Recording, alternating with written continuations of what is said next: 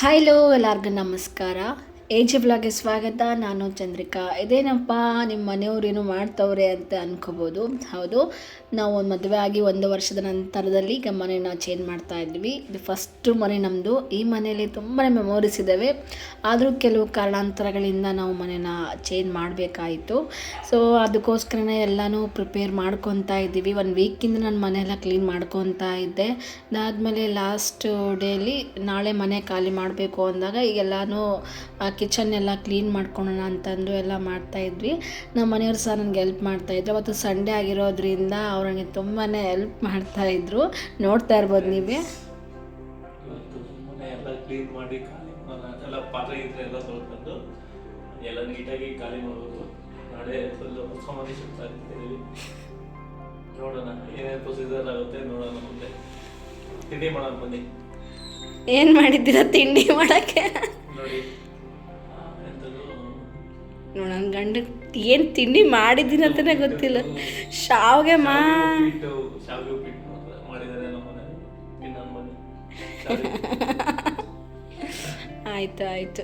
ನಮ್ಮ ಮನೆಯವ್ರಿಗೆ ಸಡನ್ನಾಗಿ ನನಗೆ ಕ್ಯಾಮ್ರಾ ತೊಗೊಂಡೋಗಿ ಮುಂದೆ ಇಟ್ಬಿಟ್ಟು ಅವ್ರಿಗೆ ಏನು ಮಾತಾಡಬೇಕು ಅಂತಲೇ ಗೊತ್ತಾಗಿಲ್ಲ. ಆ್ಯಕ್ಚುಲಿ ಅವ್ರಿಗೆ ಕ್ಯಾಮ್ರಾ ಮುಂದೆ ಬಂದು ಮಾತಾಡೋಕ್ಕೆ ಒಂದು ಸ್ವಲ್ಪ ಅವ್ರಿಗೇನೋ ಒಂಥರ ಮುಜುಗರ ಅನಿಸುತ್ತೆ. ಬಟ್ ನಾನು ಅದನ್ನ ಇಲ್ಲ, ನೀವು ಮಾತಾಡಬೇಕು, ಹೇಗೆ ನನ್ನ ಜೊತೆಗೆ ಇದ್ದೀರಾ ಅಂತ ನೀವು ಸ್ವಲ್ಪ ಮಾತಾಡಬೇಕು ಅಂತ ಹೇಳಿದಾಗ ಅಷ್ಟೋ ಇಷ್ಟೋ ಮಾತಾಡಿದರು. ಬೇಗ ಟಿಫನ್ ಎಲ್ಲ ಮಾಡ್ಕೊಂಡಾದ್ಮೇಲೆ ಎಲ್ಲ ಕಿಚನ್ ಬಾಕ್ಸ್ಗಳೆಲ್ಲ ಇರುತ್ತೆ ಅಲ್ವಾ, ಚಿಕ್ಕ ಬಾಕ್ಸಿಂದ ಹಿಡಿದು ದೊಡ್ಡ ಬಾಕ್ಸ್ವರೆಗೂ ಕಿಚನ್ ಕ್ಲೀನ್ ಮಾಡೋದು ದೊಡ್ಡ ಕೆಲಸನೇ ಅಂತಲೇ ಹೇಳ್ಬೋದು. ನೋಡಲಿಕ್ಕೆ ಮಾತ್ರ ಎಷ್ಟು ಚಿಕ್ಕ ಐಟಮ್ಸ್ ಇದೆ, ಸ್ವಲ್ಪ ಇದೆ ಕಿಚನ್ದೇನು, ಬೇಗ ಕ್ಲೀನ್ ಮಾಡ್ಬೋದು ಅಂತ ಅಂದ್ಕೊಂಡೆ.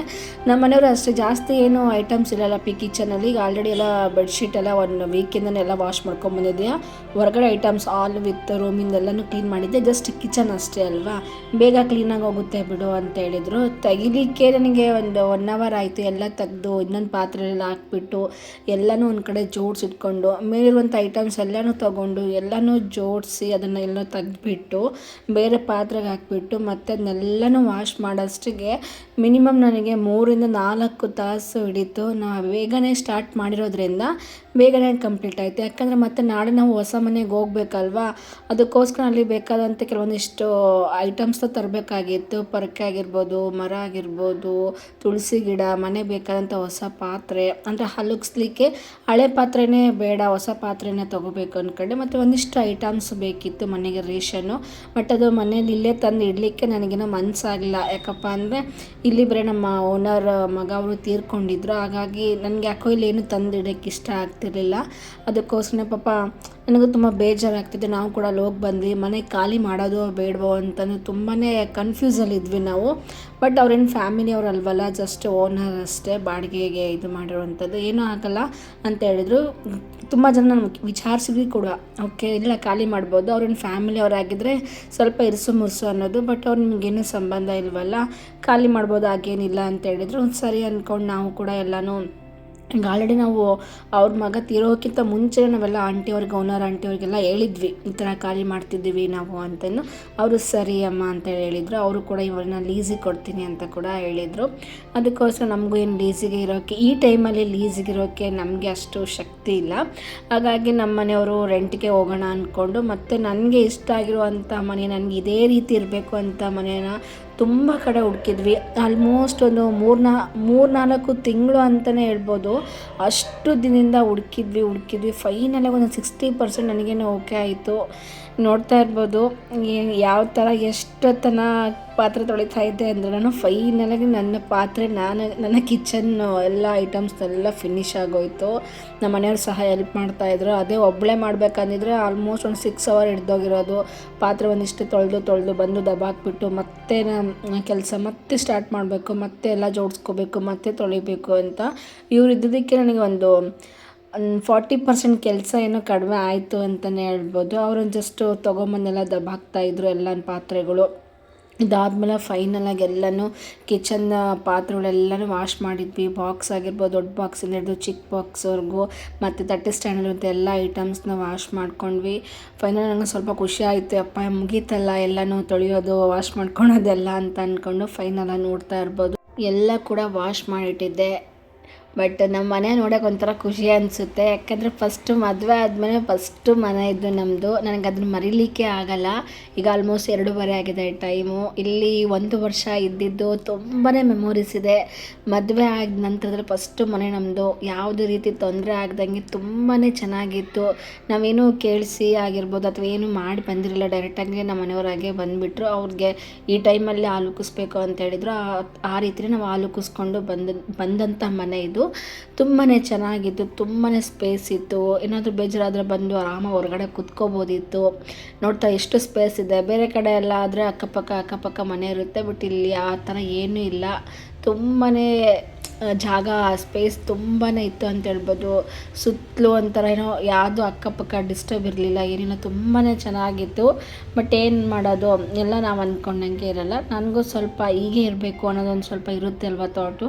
ಮುಂಚೆ ಆಗಿದ್ದರೆ ಮದುವೆ ಮುಂಚೆದಾಗಲೇ ಗೊತ್ತಿರಲ್ಲ. ಸ್ಟಾರ್ಟಿಂಗ್ ಓಕೆ, ಮದುವೆ ಆದಮೇಲೆ ಓಕೆ ಇದು ಮನೆ ಚೆನ್ನಾಗಿದೆ ಅಂದ್ಕೊಂಡು ಬಂದು ಯಾವುದೇ ರೀತಿ ತೊಂದರೆ ಇಲ್ಲ, ತುಂಬಾ ಚೆನ್ನಾಗಿತ್ತು.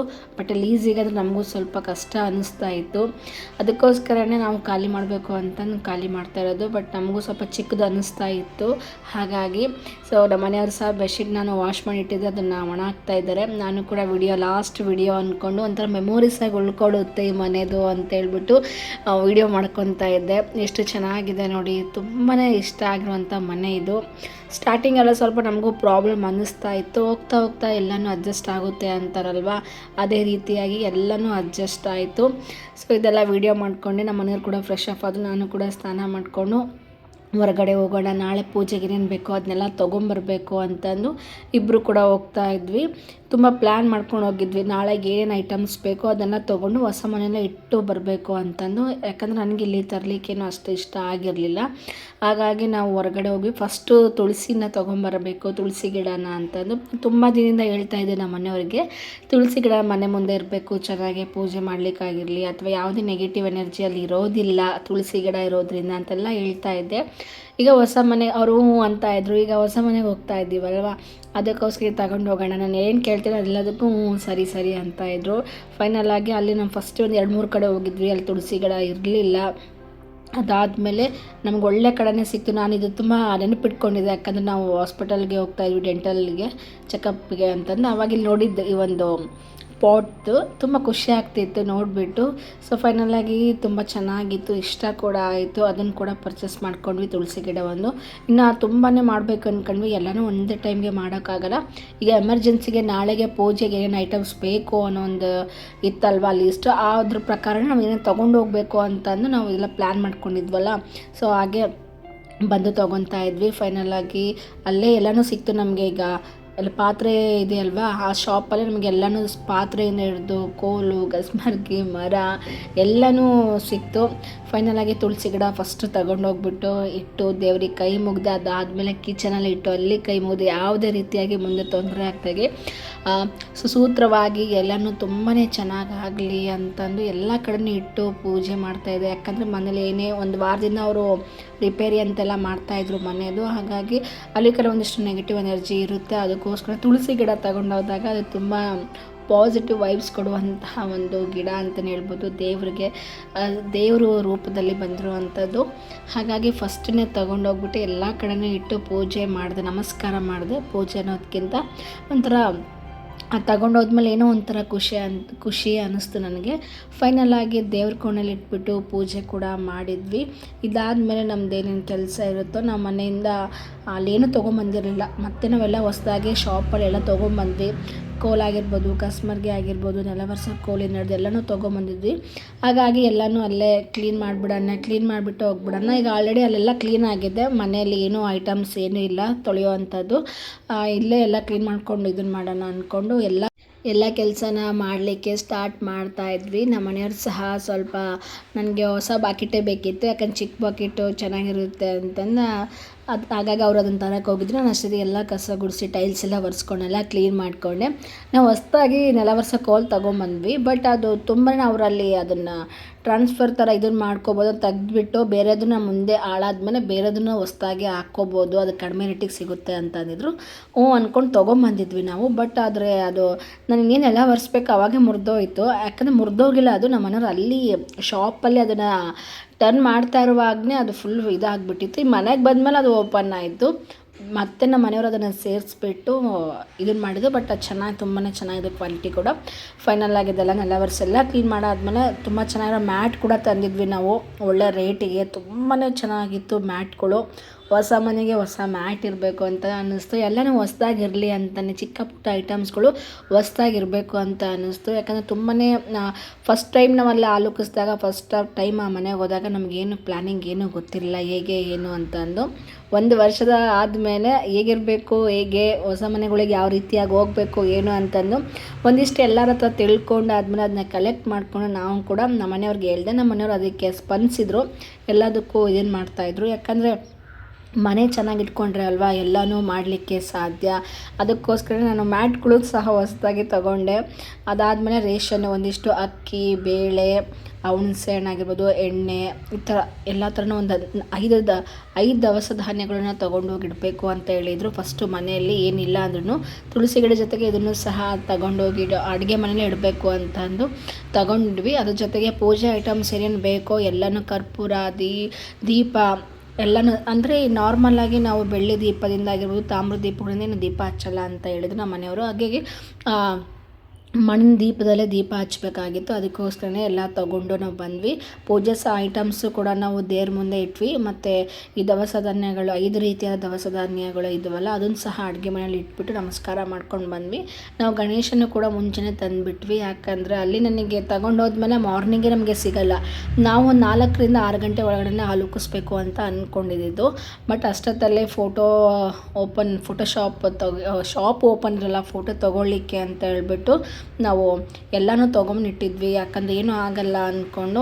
ಇದು ಸಹ ಈ ಮನೇಲಿ ಇರೋದು ಅಂದರೆ ಎಲ್ಲ ಐಟಮ್ಸ್ಗಳು ತರೋದು ಬೇಡ ಅಂತ ಅಂದ್ಕೊಂಡು ಸೊ ನಾವು ಅದನ್ನೇನು ತರಲಿಲ್ಲ. ಅಲ್ಲೇ ಇಟ್ಬಿಟ್ಟು ನಮಸ್ಕಾರ ಮಾಡ್ಕೊಂಡು ಮನೆಗೆ ಬಂದ್ವಿ. ಫೈನಲಾಗಿ ಎಲ್ಲನೂ ಜೋಡಿಸಿ ಇಟ್ವಿ. ನಾಳೆಗೆ ಏನು ಬೇಕೋ ಎಲ್ಲ ತಯಾರಿ ಕೂಡ ಮಾಡ್ಕೊಂಡ್ವಿ. ನೋಡಿದ್ರಲ್ಲ ನಮ್ಮ ಹೊಸ ಮನೆಗೆ ಏನೆಲ್ಲ ತಯಾರಿನ ನಾವು ಮಾಡ್ಕೊಂಡ್ವಿ ಅಂತಂದು. ಸೊ ಯಾರಿಗೆಲ್ಲ ಈ ಒಂದು ವ್ಲಾಗ್ ಇಷ್ಟ ಆಗಿದೆ ಪ್ಲೀಸ್ ಒಂದು ಲೈಕ್ ಮಾಡಿ, ಶೇರ್ ಮಾಡಿ, ಸಬ್ಸ್ಕ್ರೈಬ್ ಮಾಡೋದನ್ನ ಮರಿಬೇಡಿ ಅಂತ ಹೇಳ್ತಾ ಇವತ್ತಿನ ವ್ಲಾಗ್ನ ಮುಗಿಸ್ತೀನಿ. ಮತ್ತು ನಾಳೆ ಆಲೋಚಿಸುವ ಒಂದು ವ್ಲಾಗ್ನ ಅಪ್ಲೋಡ್ ಮಾಡ್ತೀನಿ ಅಂತ ಹೇಳ್ತಾ ಅಲ್ಲಿವರೆಗೂ ಟೇಕ್ ಕೇರ್, ಬಾಯ್, ನಮಸ್ಕಾರ.